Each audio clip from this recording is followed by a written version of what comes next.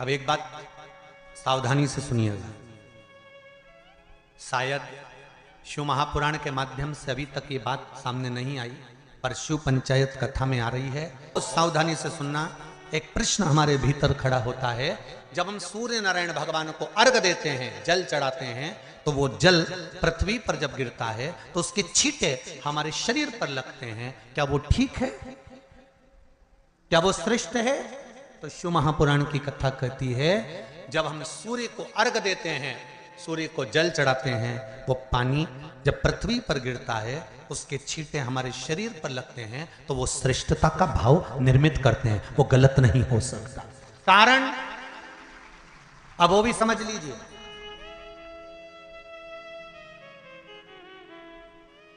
अब सूर्य नारायण भगवान को आप जल चढ़ा रहे हो तो छींटे नहीं लगे, उसके लिए क्या स्टूल पे चढ़ के चढ़ाओगे कि कुर्सी पे चढ़ के चढ़ाओगे? अरे बोलो तो सही। अब कई लोगों के दिमाग में यह बात भरा गई कि हम भगवान को जल चढ़ाते हैं, वो हमारे शरीर में छींटे लगते हैं, जमीन पे से पानी गिरता है, वो हमारे शरीर को छींटे लगते हैं, भगवान को अच्छा नहीं लगता होगा। कौन ने कहा? पहले तो उसको पकड़ के ला। मेरे राम जी महाराज, मेरे भगवान कृष्ण, बड़े बड़े संत, साधु, सन्यासी, तपस्वी, साधक, उपासक जितने भी हुए, जिन्होंने सूर्य की आराधना करी, इन्होंने टेबल पे चढ़कर या कुर्सी पे चढ़कर जल नहीं चढ़ाया। इन्होंने पृथ्वी पर खड़े होकर ही, क्योंकि पृथ्वी तत्व के देव हैं शिव। जब हम मृत्यु लोक पर खड़े होकर, पृथ्वी पर खड़े होकर भगवान शंकर का भाग पृथ्वी तत्व को धारण कर कर जल को हाथ में लेकर जब समर्पित करते हैं, और जो जल नीचे गिरता है वो शरीर पर अगर लगता है तो हमको उसका आशीर्वाद ही प्राप्त होता है, दोष नहीं लगता। पर लोगों ने इसको विपरीत कर दिया। कि कौन ने विपरीत करा? कई लोगों ने इसको विपरीत कर दिया। कौन ने विपरीत करा? तो जो दूसरे धर्म के लोग होते हैं, जिनको हिंदू धर्म से नफरत होती है और जो हिंदू धर्म की पूजन, सेवा, अर्चना को समाप्त करना चाहते हैं, वो धीरे धीरे धीरे धीरे कहने लगे कि सूर्य को जल चढ़ाओगे तो शरीर में लगेगा, शरीर में लगेगा तो दोष लगेगा। इसको कह कहकर घर घर में सूर्य को जल चढ़ाना लोगों ने बंद कर दिया कि आप जल चढ़ाएंगे तो दोष लगेगा, शरीर पे छींटा लगेगा, शरीर को ऐसा लगेगा। ये दोष नहीं है। कितनी सुंदर बात है महाराज। सूर्य नारायण भगवान को जब जल चढ़ाया जाता है, हाथ सिर से 8 इंच की दूरी पर होना चाहिए। जम के बोलिए, सिर से कितना ऊंचा होना चाहिए? 8 इंच ऊपर अपना हाथ होना चाहिए मस्तक से सूर्य को जल चढ़ाते समय। और ना चांदी का, ना स्टील का, ना लोहे का, ना प्लास्टिक का, ना कांच का, ना सोने का कोई बर्तन, ना कांसे का, ना एल्युमिनियम का, ना पीतल का, केवल एक पात्र होना चाहिए, वो है तांबे का। काय का पात्र होना चाहिए? तांबे का पात्र। और सूर्य नारायण भगवान को जब 8 इंच ऊपर तुम्हारा हस्त है, और जब हम सूर्य को जल चढ़ा रहे हैं, कैसे जल चढ़ाना है वो भी समझ लीजिए। अगर कोई कैंसर का मरीज है, जिसके चेस्ट में कैंसर आ गया हो, लेफ्ट में, राइट में कहीं पर कैंसर आ गया हो, या कोई गठान आ गई हो, तो महाराज आप जल चढ़ाते समय उस जल की धार को सूर्य भगवान को जब चढ़ा रहे हो, तो धार आपकी गठान की ओर जाना चाहिए, जिससे सूर्य की किरण उस जल में से आपके उस स्थान पर पड़े, उस जगह पर पड़े जहां पर गठान है। महाराज आप लगातार जल तो चढ़ाना चालू करो, अच्छे अच्छे डॉक्टर फेल हो जाएंगे और कह देंगे गठान ठीक हो गई। आपका लीवर और किडनी गड़बड़ कर रहा है, आप प्रतिदिन, आपका स्वास्थ्य गड़बड़ रहता है, आप प्रतिदिन ये ज्योतिष शास्त्र के अंतर्गत, रत्न शास्त्र के अंतर्गत, ये रत्न शास्त्र, ज्योतिष शास्त्र, रंग शास्त्र जो हमारे यहाँ है, रंगों के हिसाब से ये जितने रत्न होते हैं, माणिक हुआ, मोती हुआ, नीलम हुआ, मूंगा हुआ, पुखराज हुआ, ये क्यों कहते हैं ये पीला है, ये सफेद है, ये नीला है, ये लाल है, इसको शरीर में क्यों पहनाते हैं? उसका कारण होता है कि जब शरीर में पहनते हैं, सूर्य की किरण उसमें पड़ती है, हमारे शरीर पर वो कलर का इफेक्ट पड़ता है, उस कलर को शरीर पर लगता है, और शरीर पर लगता है तो हमारा शरीर धीरे धीरे, हमारी जो इंद्रियां हैं वो सही होने लगती हैं, काम सही होने लगता है। तो आप कहते हो ना सब, मैं कौन सा नक पहनूं, मैं कौन सा मोती पहनूं, मैं कौन सा पुखराज पहनूं, मैं कौन सा नीलम पहनूं, वो ज्योतिष शास्त्र के अंतर्गत, रत्न शास्त्र के अंतर्गत जितने रत्न हम पहनते हैं ये केवल उस किरण के लिए ही तो पहनते हैं कि जो सूर्य की किरण मिले,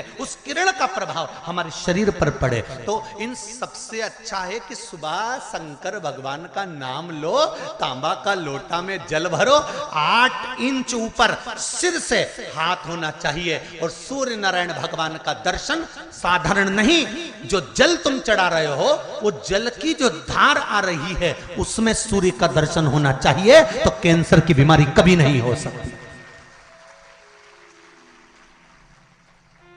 लीवर, किडनी, हार्ट, आपके हार्ट में अगर तकलीफ है, डॉक्टर ने कह दिया कि इसमें नस चोक है, आपको कहीं ना कहीं छल्ला डलेगा, आपको कह दिया इसमें कुछ ना कुछ प्रॉब्लम आ रही है, आप सूर्य को अर्घ देना चालू कर दो, सूर्य को जल चढ़ाना चालू कर दीजिए। आप सूर्य को जल चढ़ाओ, वो जल की जो तरंग आ रही है, वो जल जो निकल कर जा रहा है, उसकी जो किरण आपके हृदय पर, आपकी छाती पर पड़ रही है, नाड़ियों में पड़ रही है, नसों में पड़ रही है, उसका बल देखो तो शरीर 1 महीना लगातार चढ़ाओ तो 15 दिन 20 दिन कर तो देखो। क्यों राम जी महाराज जल चढ़ाते थे, क्यों भगवान कृष्ण जल चढ़ाते थे सूर्य को, क्यों दशरथ जी महाराज जल चढ़ाते थे, क्यों कश्यप ऋषि जल चढ़ाते थे सूर्य को, सारे 33 कोटि देवता, सारे ऋषिवर, साधु संत सन्यासी तपस्वी साधक उपासक सब भगवान सूर्य को अर्घ दिया करते थे। क्यों देते थे, किस लिए? सूर्य नारायण भगवान को जल चढ़ाते समय आपके पंजों की एड़ी ऊंची नहीं होना चाहिए, ध्यान दीजिएगा। आपका पंजा पांव का पूरा की पूरा जमा होना चाहिए भूमि पर। हाथ कितने इंच ऊपर? 8 इंच ऊपर होना चाहिए। जल जो गिरे, सूर्य की किरण, सूर्य का दर्शन उस जल की रोशनी में करना चाहिए। क्या होगा उससे? जिस बच्चे को आंख में चश्मा लगा हो, मोटे से मोटा चश्मा लगा हो, छूट नहीं रहा हो, तो थोड़े दिन उसको सूर्य का अर्घ चढ़वाना चालू कर दो, और जल में से सूर्य का दर्शन कराना चालू कर दो। सूर्य का दर्शन जल में से 2 महीना 2.5 महीना बहुत है, आंख की रोशनी बढ़ जाएगी, चश्मा हट जाएगा। आप कर देखिए। अब एक प्रश्न और खड़ा होता है सूर्य को अर्घ देने का। गुरुजी, पंचदेव पंचायत में सूर्य नारायण भगवान शंकर की पंचायत में हैं। सूर्य नारायण को हम फ्लैट में रहते हैं, हम फ्लैट के अंदर रहते हैं, तो हम फ्लैट में रहते हैं, हमारे यहाँ अगर छज्जा नहीं है, हमारे यहाँ जगह नहीं है, तो हम सूर्य को अर्घ कैसे दें? तो महाराज खिड़की तो होगी, अगर घर में फ्लैट में पानी ढुलेगा और आप लोग नहीं समेट सकते तो एक बाल्टी रख लो, एक पात्र रख लो, पर सूर्य नारायण भगवान को अर्घ देकर रोशनी शरीर पर पड़ना चाहिए। जिंदगी में कभी कोई बड़ी बीमारी नहीं आ सकती। कितने लोग देते हैं सूर्य को अर्घ? जरा हाथ उठाओ। बहुत बढ़िया, बहुत जोरदार। पुरुष लोग भी देते हैं ना, चाहे बच्चे से बच्चा, बच्चों के हाथ में भी 1 लोटा पानी पकड़ाओ। घर में छोटे बच्चे हो ना, उनको तांबे का लोटा दो, पानी दो, जा बाहर खड़े हो जा, 1 लोटा पानी चढ़ा के। पहले दिन आप स्वयं बच्चे के साथ बाहर खड़ी हो, ओटले पर, घर के बाहर खड़ी हो, छत पे खड़ी हो या घर के बाहर खड़ी हो, और बच्चे से कह लो चढ़ाओ बेटा, देखो ऐसा हाथ 8 इंच ऊपर करिए, तांबे का लोटा लेकर पानी धीरे धीरे डोलना है। जैसे वो स्लो मोशन के सीन नहीं होते नाटक में, ये एकदम धीरे धीरे, बस नहीं तो मालूम पड़े छोरा छोरी एक साथ उंडेल के अंदर नहीं। जल चढ़ाते समय उस पानी में से सूर्य की किरण पड़ना चाहिए, सूर्य की किरण।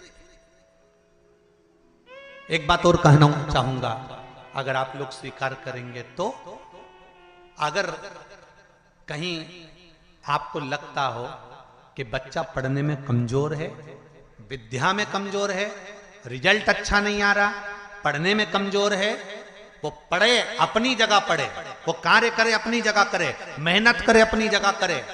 बच्चों को कह दो कि कुछ समय के लिए सूर्य को अर्घ देना चालू कर। सूर्य की किरण जहां पर ब्राह्मण या हिंदू धर्म का व्यक्ति मस्तक पर तिलक लगाता है, भुकुटियों के बीच में उस सूर्य की किरण इस भुकुटी के बीच पड़ना चाहिए, परंतु पानी कम से कम ना करते हुए स्लो मोशन में धीरे धीरे गिरना चाहिए, एकदम धीरे धीरे। तो यहां एक रेखा सूर्य की किरण से पड़ती है। सूर्य नारायण भगवान को स्टील के लोटे से या चांदी के लोटे से या पीतल के लोटे से या प्लास्टिक के लोटे से या कांच के बर्तन से जल चढ़ाने से आयु छिन्न होती है। क्या समाप्त होती है? आयु। और सूर्य नारायण भगवान को अगर तांबे के लोटे से जल दिया जाता है तो आयु की वृद्धि होती है, और दिन भर में अगर कोई काम अटकने वाला है तो वो काम का रास्ता खुल जाता है और शरीर की बीमारी समाप्त हो जाती है। शरीर की बीमारी समाप्त हो जाती है। एक नियम बना लो कि हमारे शरीर को, क्योंकि दिन भर हम दुकान पे बैठे रहते हैं, नौकरी में लगे रहते हैं, सर्विस में लगे रहते हैं, अगर मुंबई, पूना, चेन्नई, मद्रास आदि का अधिक बड़ी बड़ी सिटियों में लोग रहते हैं तो उनको ऑफिस जाना पड़ता है। सवेरे से जल्दी उठते हैं, काम करते हैं, दिन भर ऑफिस में लगे रहते हैं। व्यापार करने वाला व्यक्ति व्यापार करता रहता है, नौकरी करने वाला व्यक्ति नौकरी करता रहता है, धंधा करने वाला व्यक्ति धंधा करता रहता है, ठेला चलाने वाला, गाड़ी चलाने वाला गाड़ी चलाता रहता है। घर की माताओं को एक नियम चालू कर देना चाहिए। क्या नियम? क्योंकि जान है तो जहान है। बोलो सही है कि गलत है? शरीर में रोग आ गया, बीमारी आ गई, और तुमने 5 लाख रुपए महीना भी कमाया, मान लो, एक सरल भाषा में समझ लो, 5 लाख रुपए महीना तुम कमा रहे हो, 4 लाख रुपए महीना तुम कमा रहे हो, और शरीर में बीमारी आ गई। अब वो 5 लाख रुपए तुम्हारे कमाए हुए किसी काम के हैं क्या? हॉस्पिटल में जाओगे, दवाई में, गोली में, जांचों में वो समाप्त होते चले जाएगा। तुमने कमाया किसके लिए था? अपने बच्चों के लिए। मेहनत किसके लिए करी? अपने बच्चों के लिए। परिश्रम किसके लिए करा? आगे बढ़ने के लिए। और मालूम पड़ा कि तुम बीमार पड़ गए, जितना तुमने कमा कर जोड़ा था वो सब तुम्हारी बीमारी में लग गया। तो ऐसा कमाना कोई फायदे का है क्या? कमाओ, दिल से कमाओ, जितनी तुम्हारी कैपेसिटी है उससे दुगना कमाओ, पर उसके साथ एक काम चालू करो कि तुम अंतिम क्षण तक, जब मौत तुम्हारे दरवाजे पर आए, तुम्हारी उम्र जब पूरी हो, तब तक भी तुम बीमार नहीं पड़ो। उसके लिए एक काम चालू कर दो। हमें तांबे के लोटे में पानी भरना है, सिर से 8 इंच ऊपर रखना है, सूर्य को अर्घ देना है, और जो पानी नीचे गिरेगा उस पानी में से सूर्य का दर्शन करना है। वो पानी जब हमारे शरीर के इस हृदय रेखा के सम्मुख से, इस कपाल रेखा के बीच में से, मध्य से उस पानी की धार जब सूर्य की किरण देगा तो हमारे शरीर में कोई बड़ी बीमारी, ना कैंसर, ना लीवर, ना किडनी, कोई अटैक पटैक आ ही नहीं सकती। मेरा बच्चों से भी निवेदन है कि आप अपने पापा से कहो, आप अपनी मम्मी से कहो, और बड़ों से निवेदन है वो अपने बच्चों से कहो। बुजुर्ग माताओं से निवेदन है, अगर आप अपने बच्चों को सुखी देखना चाहती हो, बीमारी में पैसा नहीं लगाना चाहती, आप अपने बच्चों को अंत समय अपनी आंखों से उसको तड़पता हुआ नहीं मरना देखना चाहती, तो सूर्य को अर्घ देना चालू कर दो। क्योंकि सूर्य की किरण जल के साथ जब इस शरीर पर पड़ती है तो शरीर में कोई बीमारी टिक ही नहीं सकती। ये श्रीमद् शिव महापुराण की कथा कह रही है। ये ज्योतिष शास्त्र कहता है, रंग शास्त्र कहता है। हमारे जितने ज्योतिष शास्त्र हैं, रंग शास्त्र हैं, नग बताते हैं, मोती बताते हैं, नीलम बताते हैं, पन्ना बताते हैं, ये सब क्या पहनाते हैं? रंग का क्यों पहनाते हैं? क्योंकि रंग का इफेक्ट इस शरीर पर पड़ता है। कपड़े कौन से कलर के पहन रहा है उसका इफेक्ट इस शरीर पर पड़ता है। उसी तरह 8 इंच ऊपर मस्तिष्क से तुम्हारा हाथ होना चाहिए, तांबे के कलश में जल होना चाहिए और सूर्य को देखकर उस जल की धार में सूर्य को जल दीजिए। जिंदगी में बीमारी तुमको नहीं घेर सकती, और बीमार हो भी गए हो तो 15-20 दिन करके देखने में कुछ नहीं जाता। बाद में मत करना, सियोर वाला हमारा झूठ बोल रहा होगा, उसमें क्या दिक्कत कह रहे हैं? क्यों बोल रहे हैं इतने? उसका एक कारण है, आज के समय में लोग 80 साल और 90 साल के होकर नहीं जा रहे भाई।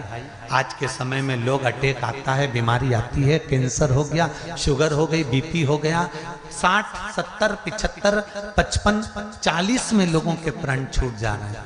अगर ये पूरी पृथ्वी युवानों से जवानों से अगर विहीन हो जाएगी तो किस काम की? तुम्हारा कमाया गया धन किस काम का होगा?